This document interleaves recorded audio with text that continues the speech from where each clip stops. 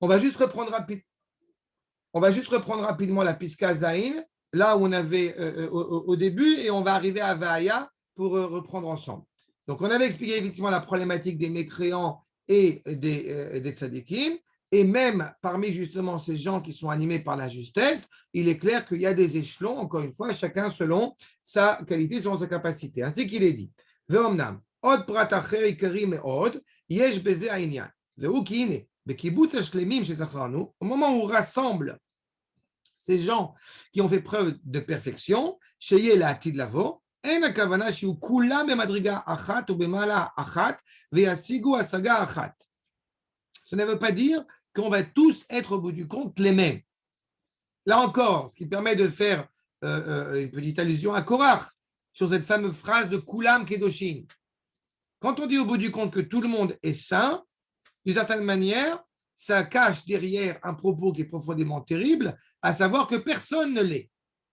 Personne n'est animé par la sainteté.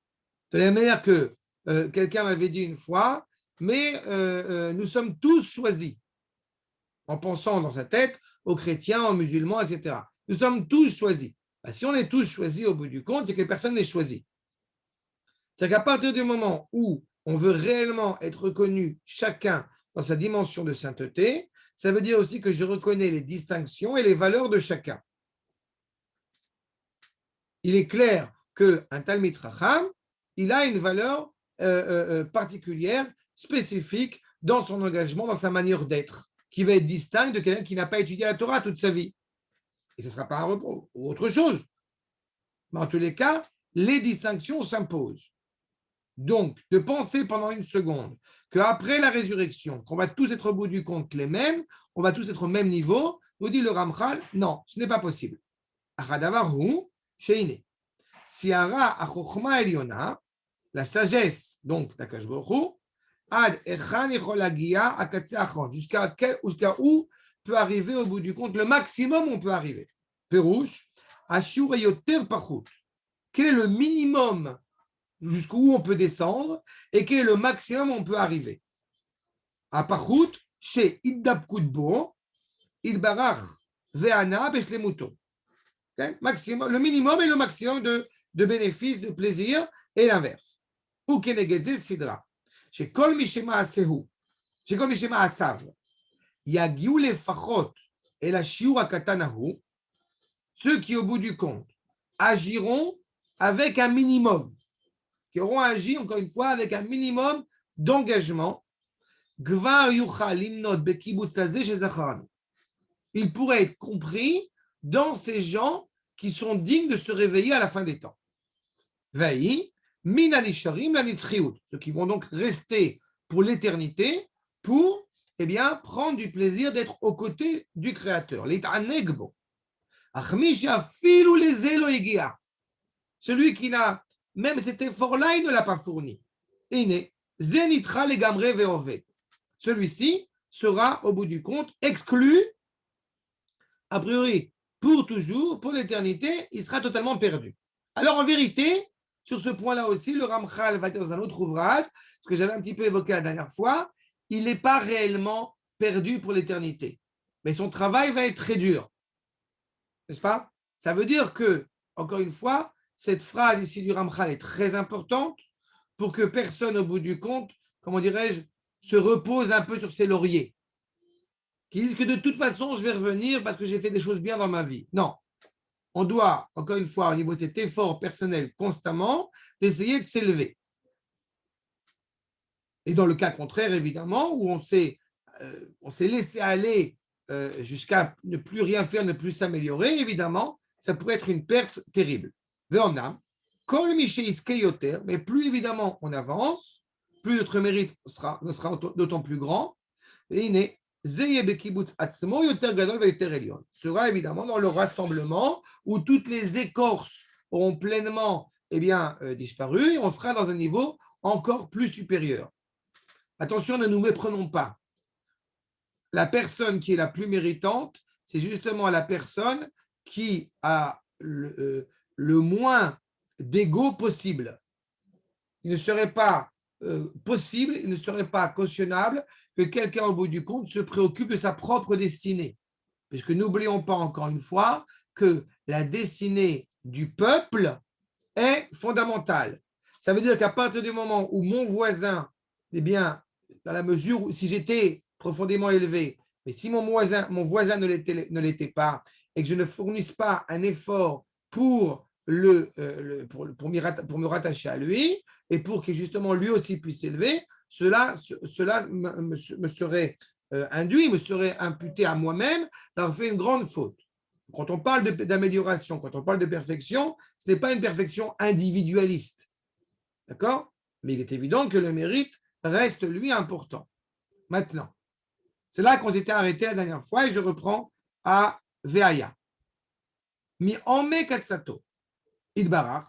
Donc, dans ce conseil profondément important, j'insiste aussi sur le point que dans la Kabbalah, etzot, ce sont les mitzvot. Le conseil d'Akadosh Baruch Hu, ce sont au bout du compte les mitzvot, dans mon accomplissement de la volonté du Créateur. Chez Adam Atzmo, Bal Tuvo les Gamre, que l'homme, au bout du compte, sera relié à la source la plus authentique du bien. Ben Bichlal, Ben Bifrat. Comme je disais à l'instant, à la fois au niveau collectif qu'au niveau individuel. Pourquoi est-ce qu'au bout du compte, il ne dit pas Ben Bifrat, Ben Biklal? On aurait pu penser, d'abord on se préoccupe au bout du compte de se parfaire individuellement, puis on se préoccupe du klal. Mais comme on l'a déjà expliqué dans le passé, la notion de klal, ce n'est pas seulement une dimension collégiale de rassemblement. C'est bien plus que ça. Jamais dans la tradition juive, on parle de eux et nous. Nous sommes, encore une fois, un seul corps, une seule entité. Ben Bichlal, Ben Bifrat. D'accord? Pérouche. Chez l'Odé, chez l'Oiske, les Tov, et là, Achar chez Isigo Ba'amalo.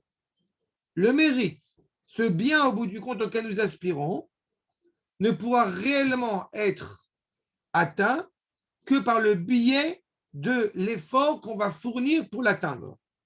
Et là, Afilu Prat, Achelek Shiutanlo, même une toute petite partie, encore une fois, qui lui serait donnée, qui lui serait offerte.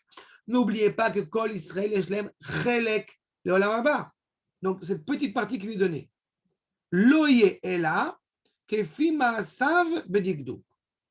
Cela va lui être réellement, même le moindre chose, va lui être donné que par l'effort qu'il va fournir, par la volonté d'être pointilleux dans l'acte qu'il va accomplir, de la manière la plus exacte possible. Je ne sais pas si j'ai eu l'occasion de l'évoquer dans le passé, mais je me rappelle d'un enseignement de Manitou sur le fait que, eh bien, il était important qu'un bébé, dans la mesure du possible, puisse allaiter sa mère. Pourquoi? Parce que c'est la première leçon d'éducation de sa vie. À savoir que quand on donne une bouteille, aujourd'hui, depuis déjà plusieurs années, déjà à l'époque de mes enfants, quand j'étais bébé, je m'en suis rendu compte, ils ont inventé des bouteilles qui donnent la même impression que comme si le bébé allaitait. Qu'est-ce qu'il y a de particulier? Pour pouvoir allaiter, cela demande un effort du bébé. Alors qu'avec la bouteille normale, le biberon normal, le lait coule tout seul. Ça veut dire que même dans cette dimension-là, dans l'âge le plus jeune possible, encore une fois, dans la mesure du possible, selon la mesure la possibilité de la capacité de la mère et l'enfant, etc. Mais en tous les cas, l'idée même que pour pouvoir justement se nourrir, cela demande un effort. Donc même le moindre mérite, la moindre chose qui est rassurante, doit malgré tout être fournie grâce à un effort précis. Venimsa. Chez Loïe à Adam, mi bamadriga, zulat mashebachar vesam ou atzmo et atzmo ba. C'est quelque chose qui, encore une fois, met bien en évidence, pour reprendre l'interrogation de Dov, met bien en évidence la responsabilité de l'homme. L'homme, au bout du compte, ne reçoit que ce qu'il s'est efforcé d'atteindre, de construire. Il y a des moments, encore une fois, où une promesse, une annonce eh bien, ne va pas forcément être réalisé tout de suite. Mais de se dire, de s'élaborer des finalités, des aspirations, c'est déjà une chose. Et c'est grâce à cela, au bout du compte, qu'on avance. Les gvar, imatsu bekibutsahu, elionim et tartonim. Rien que, donc, encore une fois, sans forcément avoir atteint le but qu'on s'est fixé. Mais d'abord, en ayant un but, il y a déjà des distinctions entre des buts élevés, des aspirations élevées ou des aspirations qui sont basses. Cela fait déjà la distinction entre telle ou telle personne. J'ai vu une question qui avait été posée dans un journal de Shabbat, une question de l'Acha qui a été posée. Est-ce que j'ai le droit de finir le livre? Est-ce qu'il est bien de finir le livre des Tehillim pour que mon équipe de football favorite réussisse? D'accord? Vous comprenez qu'on a un petit problème quand même. D'accord? C'est quand même la problématique. C'est-à-dire que son aspiration la plus élevée, c'est que Maccabi Tel Aviv devienne exceptionnel. Et pour ça, il est prêt à faire la lecture du schéma, à lire les Tehillim, à. C'est bien. Gdolim ou Ktanim, gens grands et gens petits. Aval, loye, les gova malata adam veshifuta, les godla et les katnuta. Il est clair qu'encore une fois, ce n'aura pas le même impact, ce n'aura pas le même sens entre quelqu'un qui est justement dans la grandeur ou dans la petitesse. Quand l'homme, encore une fois, est à la hauteur de ce qu'on attend de lui, c'est là où on voit sa grandeur. Si ça peut l'aider. Ça aide, mais ce n'est pas le fond. On peut trouver toujours pareil, encore une fois, du mérite à chacun. Le fait qu'il soit dans cette réalité-là, ce n'est pas un reproche sur ce juif qui va aimer cette équipe de football ou non. La problématique, c'est au nom de quoi il est prêt. Quel est ce qui l'anime le plus? Quel est ce qui l'inquiète même le plus? Siba acheret, et là, ou atzmo. Bofen shelo yelo, tromet achar klal. Encore une fois, de se révéler tel qu'il est réellement. Et là, ou atzmo. Cette identité, encore une fois, qu'il s'apprête à révéler réellement et qui a encore une fois une implication sur le klal. Et comprenez aussi que cette identité personnelle qui est la sienne, elle ne peut être chez personne d'autre.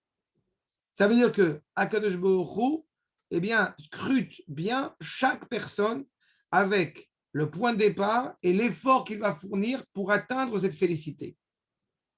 Et qui aura une implication, je répète, pour le peuple juif.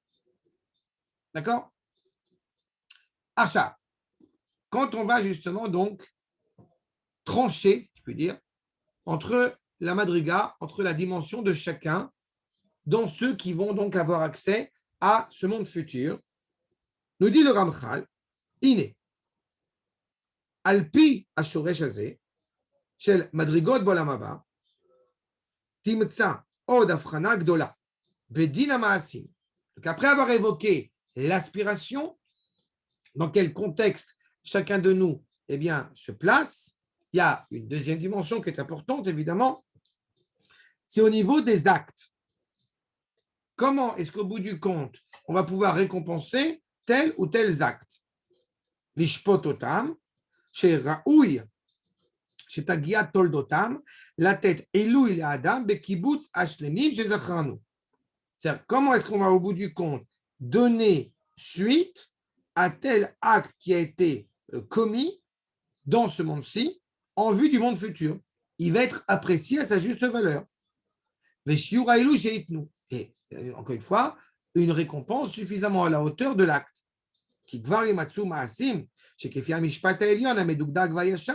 On trouve déjà des actes qui, selon la droiture, la justesse d'Akadosh Baruch Hu, lo yagiu la tête la adam ilou ilazmanahu. Parfois, il y a des actes, encore une fois, qui demandent une réelle récompense, mais qui ne peuvent pas être donnés dans ce monde-ci, qui ne sont pas suffisantes dans ce monde-ci. Et là, igmelou ba'olam hazeh. Vous avez deux types de récompenses déjà, ce qu'on appelle keren et sachar. Alors, on a certains actes qu'on a pu commettre que on n'a pas besoin du monde futur, ils ne sont pas suffisamment grands pour leur donner cette félicité dans le monde futur, mais par contre, c'est tout à fait habilité à leur donner cette récompense dans ce monde-ci. C'est pour ça que c'est toujours euh, euh, très, très troublant quand on voit des gens, au bout du compte, qui sont profondément, par l'intérieur de richesse, qui sont profondément riches dans ce monde-ci, et alors qu'a priori, ils ont l'air de mal se comporter, ou l'inverse. Ce n'est pas du tout un paramètre. Parce que peut-être que cette personne-là qui apparaît comme problématique, elle a peut-être fait des choses bien, mais pas suffisamment pour qu'elle puisse avoir cette félicité dans le monde futur, mais qu'on lui donne dans ce monde-ci cette récompense. Donc chacun, encore une fois, est apprécié et jugé selon ce qu'il est, ou dans ce monde-ci, ou dans ce monde, ou dans le monde futur. Si au bout du compte, je vais peut-être amener un homme dans ce monde à telle ou telle épreuve, c'est pour qu'il puisse réellement mériter pour l'éternité ce monde tellement aspiré. Ça dépend encore une fois de l'effort, du nombre d'actes et de la qualité de l'acte qui va être commis. Veine, Zedome, Ktsat, Leotam, Shezacharonu Lemala. On avait évoqué ça la dernière fois sur justement ceux qui sont profondément méchants et qui ont certaines récompenses dans ce monde-ci. Et je vous avais expliqué, grâce au Ramchal, que ceux qui avaient commis des actes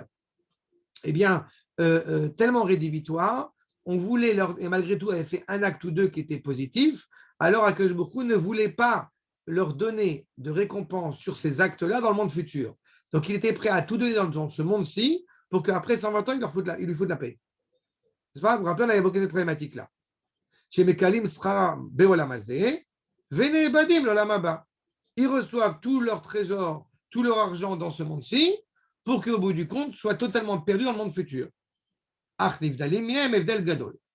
Mais ceux qui n'ont pas encore accompli tout leur mérite, qui ont fait un effort, mais qui n'ont pas réussi à faire tout cet effort, eh bien, se distinguent de ces mécréants, évidemment, malgré tout, de manière considérable. Veu, qui otam chez Zacharnu, chez Mareshaim Agmurim, ceux qui sont profondément pourris, problématiques. Ine, kale kol koach maaseh matovim, on va réduire à néant tous les actes positifs qu'ils auraient pu commettre, Bessachar Sheba Olamazé, grâce aux récompenses qu'ils vont recevoir dans ce monde-ci, Veina Magim El Anisriut Klal, et ils n'arriveront pas encore une fois à cette dimension d'éternité. Ve'elu, Ine, Kvar Maaseh Magim Otam El Anisriut, ceux qui ont fait des actes tout à fait cohérents, peut-être pas complets, mais des actes même positifs, et qui a priori, ils pourraient arriver à toucher l'éternité. Même si cela va demander de leur part énormément d'efforts, énormément de travail, ou avant 120 ans, ou après 120 ans. Ils auront malgré tout cette récompense. Donc il faut bien distinguer encore une fois quelqu'un qui est, ce qu'on appelle traditionnellement, il faut bien distinguer celui qui, disons, est fautif de celui qui est méchant.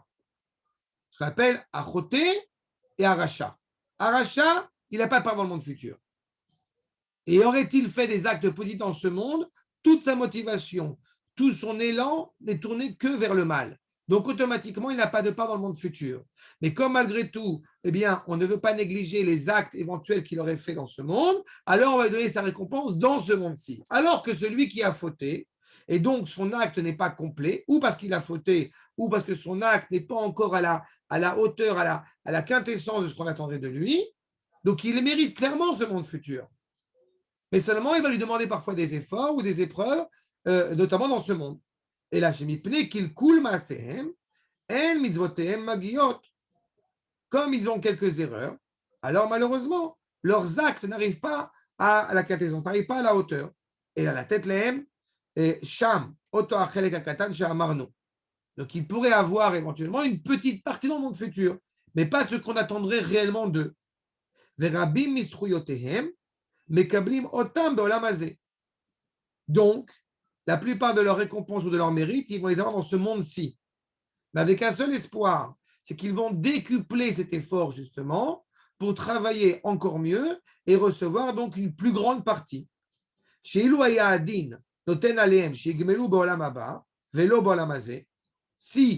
ils avaient été suffisamment méritants et que donc, par conséquent, toute leur récompense reviendrait dans le monde futur et pas dans ce monde-ci. Cela indiquerait qu'il serait déjà à une dimension nettement supérieure. N'est-ce pas? À partir du moment où vous avez quelqu'un qui a des actes qui sont les plus cohérents, les plus idéaux, les plus sensés, même dans les difficultés de ce monde, automatiquement, il a une grande part dans le monde futur. Il a l'éternité dans le monde futur. Vous prenez Esther, c'est l'exemple qui est connu. Vous prenez Esther, qui au bout du compte a donné sa vie pour le peuple juif. A priori, pas qu'a priori, elle est totalement perdue dans ce monde-ci. Mais en parallèle, elle a reçu le monde éternel. En parallèle, elle a l'éternité. Elle fait partie de ces femmes les plus importantes dans le peuple juif. Donc, ça veut dire que quelqu'un qui aurait fait effectivement un acte même au niveau de la vie, pas forcément en mourant, mais quelqu'un qui aurait fait un acte de moindre qualité, automatiquement, il ne peut pas avoir les mêmes récompenses et les mêmes implications que celui qui, au bout du compte, a œuvré pour tout l'âme Israël. Donc, il y a des nuances, encore une fois, qui existent. D'accord? Tov, pour conclure sur cette partie, Ve'ulam, Bechol ma shezacharnu adena, tout ce que nous avons rappelé jusqu'à maintenant, Ine, Nidba'er, Inyan, Issurei Atzadikim, Ba'olam Hazeh, Ve Shalvat Hareshaim. Maintenant, je pense qu'avec ces propos qu'a tenus le Ramchal, on peut comprendre pourquoi est-ce que certaines personnes justes, malheureusement, souffrent et que des méchants, d'Afka, vivent sereinement. Vechem, Anashim, Anafshim, et de la même manière que des châtiments spirituels qu'on peut recevoir, Mitzadma, Shel Achana, Ligmul Amiti, Shel Atid Lavo. Quand on parle de l'Atid Lavo, on parle évidemment, je répète, de la résurrection des morts.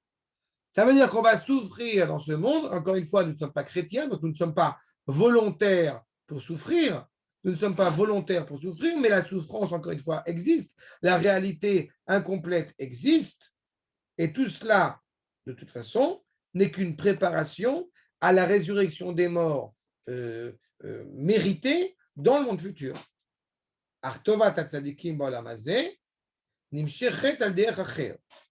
Le bien qui va être octroyé aux tzadikim dans ce monde provient d'autre chose, provient d'une autre manière, d'une autre approche.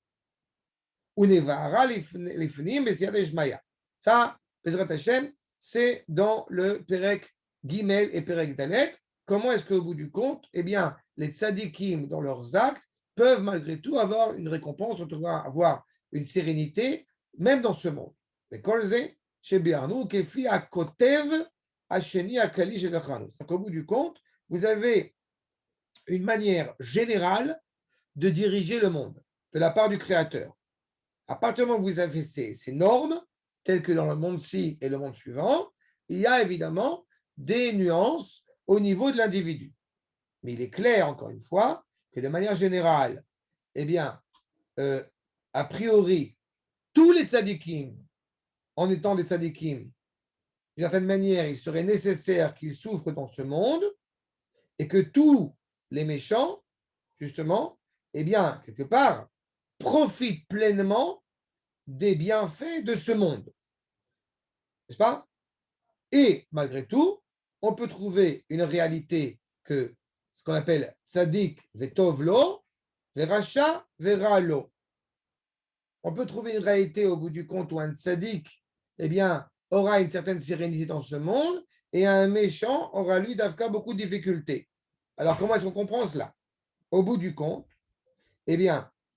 quand on dit que Tovat Tzadikim, elle vient de Nimshar Mederech Acher, n'est-ce pas? Il faut comprendre que le bénéfice, la sérénité des tzadikim dans ce monde provient d'ailleurs, provient d'un regard supplémentaire. C'est ce qu'il nous dit. À côté Vacheni, Klash Zachanou, le Achana, tout ça est une préparation. Aval, Inyana, Kefi à côté Vaishi, Olchim Alar Shonem Ikolze.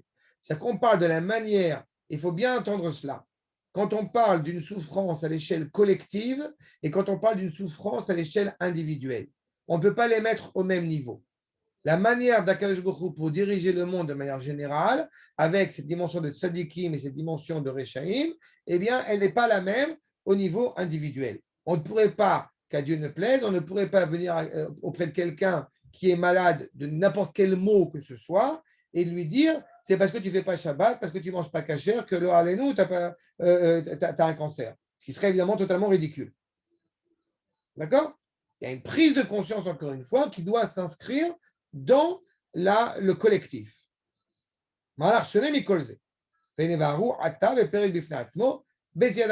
C'est, au bout du compte, le troisième chapitre et le quatrième aussi qui vont mettre l'accent sur cette problématique-là, ce qu'on appelle la providence individuelle. Après avoir évoqué la providence collective, Ashgacha Klalit, il nous faut maintenant essayer de comprendre comment est-ce que, donc à titre individuel, cette providence d'Akadosh Baruch Hu est vécue, est-elle visible, est-elle ressentie, est-elle perçue par chacun d'entre nous ou non. D'accord? Ça, c'est le prochain chapitre d'Ezrat Hashem. Ken, il y a des remarques. Si la reconnaissance dans ce monde, il n'y aurait plus de méchants, donc plus de libre arbitre. Oui et non. Parce qu'on parle bien de Keren et de Sachar. On peut avoir malgré tout, je vais insister sur ce point, on peut avoir malgré tout une réalité. Encore une fois, comme je l'ai dit, nous ne sommes pas chrétiens, donc nous n'avons absolument pas de désir de souffrir. On ne doit pas, au bout du compte, agir parce qu'on a une récompense qui nous attend ou non. Je rappelle, pour la même occasion, que le moment où on a parlé du monde futur et de ce monde-ci, c'est à l'époque de Beit Sheni. La Mishnah de Avot, Antigenos, Al Teshamesh et Tarav, Al Matlekal Peras, et la Teshamesh Tarav, c'est l'Ol Matlekal Peras, c'est à l'époque justement du Beit Sheni. Ça veut dire que justement, Antigenos, un Talmid Chacham qui, vous reconnaissez, il a un nom d'appellation grecque. C'est que quand on est justement dans une réalité où on est en train de chercher le pourquoi agir, pourquoi faudrait-il faire le bien, alors à ce moment-là, on a cette évocation-là. Et on parle de Mina Olam Ada Olam, parce qu'il y avait au bout du compte deux mondes. Alors qu'à l'époque du premier Beth Amikdash, on ne parle pas du tout dans cette sémantique-là. C'est-à-dire que ce qui doit d'abord nous animer, c'est la volonté de faire le bien. Pourquoi? Pour faire le bien. Et le fait qu'effectivement, on fait le bien parce qu'on va avoir une récompense, eh bien, ça existe, mais ce n'est pas au nom de cela qu'on doit œuvrer. Et donc, si effectivement, on se posait la question, est-ce que ça vaut le coup d'être quelqu'un de bien ou non? Est-ce que ça vaut le coup de, comment on dit, est-ce que ça vaut le coup d'enseigner la Torah toute la journée? J'aurais presque envie de vous dire, non, ça ne vaut pas le coup. Mais ça vaut le coup parce que je kiffe. Mais ça vaut le coup dans le sens où ce n'est pas au nom de ça qu'on va agir. C'est au bout du compte parce qu'on sait que c'est important, parce qu'on sait que c'est le bien d'agir et de faire et de construire. D'accord? Le méchant peut profiter jusqu'à ce qu'il se fasse attraper, mais le méchant peut profiter pleinement de ses iniquités. Dans ce monde-ci, en tout cas. D'accord? Ken, des questions? Je n'ai pas envie de commencer le chapitre suivant parce que comme ça, on finit un chapitre. Il y a une différence entre faire le bien et ne pas faire de mal. Parce que quand tu dis on fait le bien pour avoir une récompense et ne pas faire de mal parce qu'on a peur de la punition, c'est autre chose. Non, c'est autre chose. D'abord, dans la tradition juive, ça n'existe pas de dire l'option à ne pas faire le bien en ne faisant pas le mal. Dans la tradition juive, ça n'existe pas. Il y a deux alternatives. C'est ou ce que je fais, c'est moral, ou ça ne l'est pas. Il n'y a pas une alternative au bout du compte d'un acte qui serait neutre. D'accord? C'est une première problématique. Ensuite, quand un juif, je l'ai évoqué déjà, mais c'est important de revenir là-dessus. Quand un juif va accomplir une mitzvah, il doit être conscient qu'il révèle, au bout du compte, sa bonne santé. C'est ça que ça veut dire. On a chacun des membres de notre corps qui veulent servir à Kadosh Baruch Hu. Et évidemment, il y a aussi un Yetzer Hara qui fait que ces membres-là, au bout du compte, on va peut-être les mettre en ballottage parce qu'on va les encourager à faire autre chose. Donc, quand un juif fait une mitzvah, il est en accord avec lui-même. Le rapport qu'on Donc, a à l'égard des tefilines, le rapport qu'on a à l'égard de son prochain, c'est comme il y a pas longtemps, il y a la question qui a été demandée au Rav Shmuel Eliyahu, si quand il dit qu'il faut s'insurger contre ce nouvel gouvernement qui s'annonce, est-ce que ça implique aussi, est-ce qu'il veut dire aussi par là qu'il faut donner des coups à Bennett ou non? Et Rav Shmuel Eliyahu a répondu de la manière suivante, je ne réponds même pas à cette question. Non, on peut en rigoler là-dessus, mais sur le fond, c'est même pas à l'ordre du jour. Si j'ai besoin d'expliquer à un juif de ne pas lever la main sur un autre juif, c'est qu'on a un problème. Celui qui veut entendre au bout du compte des choses totalement erronées, libre à lui. Mais et pour ça que la Roche dit clairement, je ne réponds pas à cette question. Celui qui veut entendre autre chose, il entendra autre chose. On est très en colère, on a le droit d'être en colère. Et il faut se battre parce qu'il y a une réalité qui est totalement, encore une fois, infâme et antidémocratique en train de se produire. Mais il y a quelque chose qui doit nous animer de l'intérieur. Pourquoi est-ce qu'on nous dit clairement, encore une fois, que à la chute de ton ennemi, tu ne vas pas te réjouir? Parce que tu perds un bras, tu perds un cœur. Donc, dans ce rapport à la mitzvah, c'est exactement la même chose. Quand on agit pour le bien, on a des mitzvot assez et des mitzvot lota assez. Mais on n'a pas au bout du compte une réalité qui ne serait pas animée par la mitzvah. Si tu ne vas pas à droite, tu vas à gauche. Si tu ne fais pas de la prose, tu fais de la poésie. Elle marqué, vos yeux me font mourir d'amour. Il n'y a pas d'autre possibilité. donc on part du fait qu'en fait, tous les gens retournent au même niveau et les différences, c'est par le haut, pas par le bas. Tout le monde, ou tu fais une mitzvah, ou tu n'en fais pas, mais ce n'est pas par le bas. Exactement. Et si non, mais si tu ne fais pas de mitzvah, alors malheureusement, tu peux salir ta chemise. Et donc, il faut la nettoyer.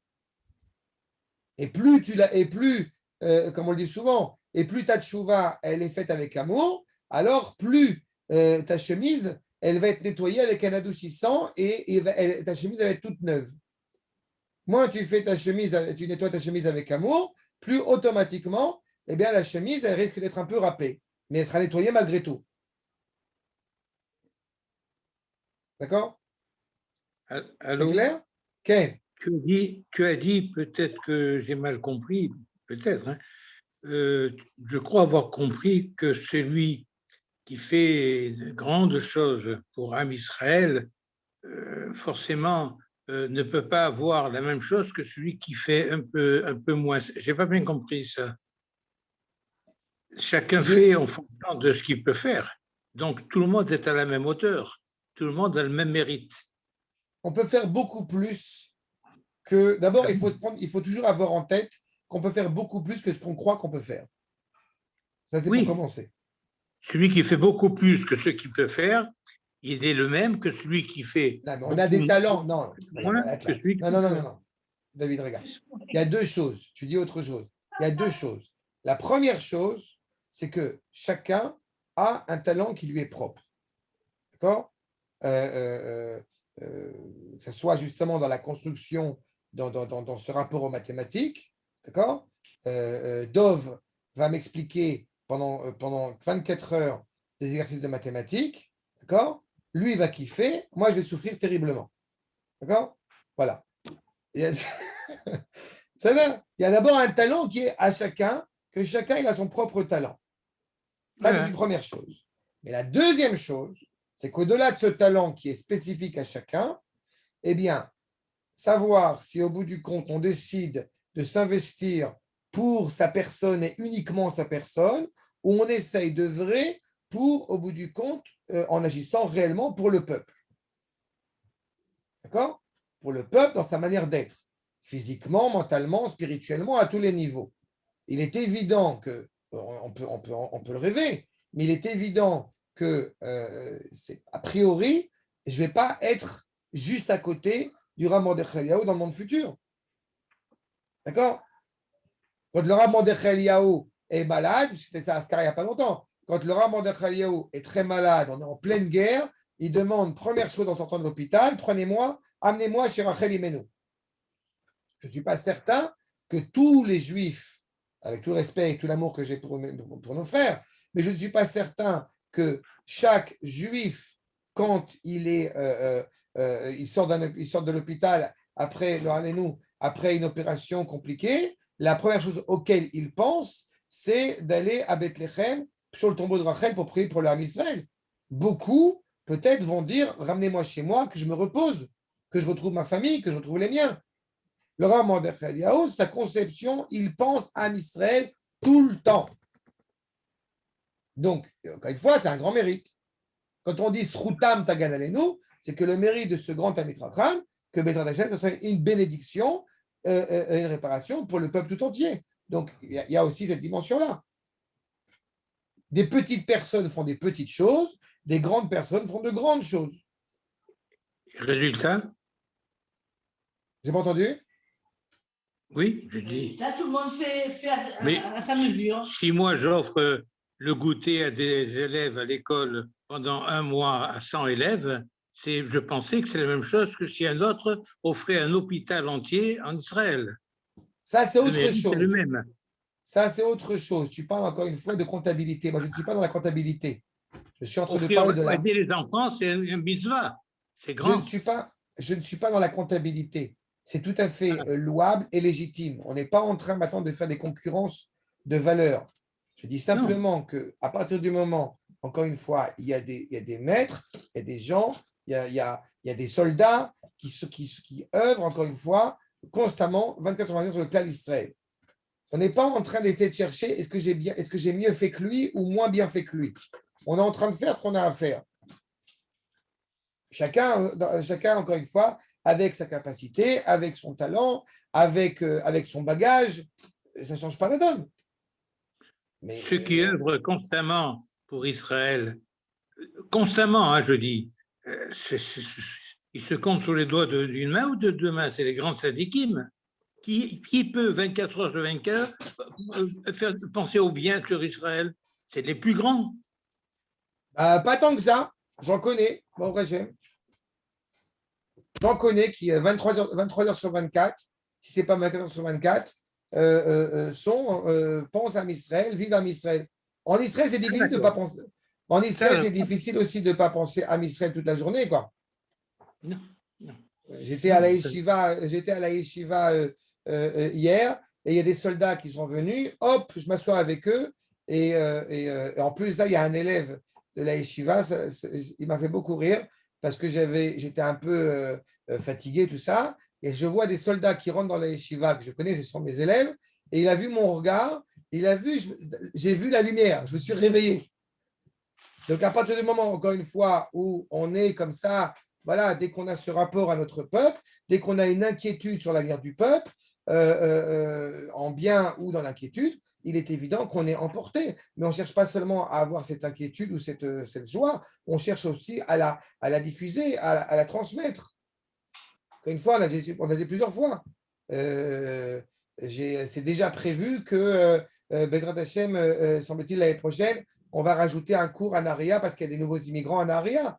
Et pour l'instant, la seule question que je suis en train de me demander, c'est quand est-ce que je vais pouvoir placer ce cours dans mon emploi du temps, puisque je ne fais rien de la semaine. Donc, c'est bien, je vais pouvoir ajouter encore 1 heure ou 2 heures à faire et préparer aussi des cours à faire en plus. C'est bien, bon, Hachem. D'accord? Toiv, Shalom Koltouv. Bonne semaine. Chodesh Tov, Bezrat Hashem. On se voit la semaine prochaine. Ah, il est possible qu'à la semaine prochaine, il y a des gens de Naharia qui ont proposé que le cours se passe chez eux. Alors, on verra, Bezrat Hashem, le cas échéant. Nahon Eliette, la semaine prochaine non plus, elle n'est pas là, Nahon? Ou j'ai des bêtises? Ce que j'ai compris. Donc, c'est ça. Vous pouvez enlever le mute. Oui, effectivement. Effectivement, je ne suis pas là que la semaine prochaine. Je serai peut-être sur le Zoom parce que je vais être à Oraganos, mais je ne suis pas à Naharia. Ah, c'est ça, c'est ce que je me rappelais. Alors, c'est pour ça. Alors, on verra Bezrat Hashem, ce qu'il en est pour la semaine prochaine. Ouais, je vous souhaite Chodesh Tov, un bon mois, Bezrat Hashem, Sorot Tovot, et qu'on a un vrai gouvernement de droite. Merci. Bye bye. Sorot Tovot. Bye bye. Bye.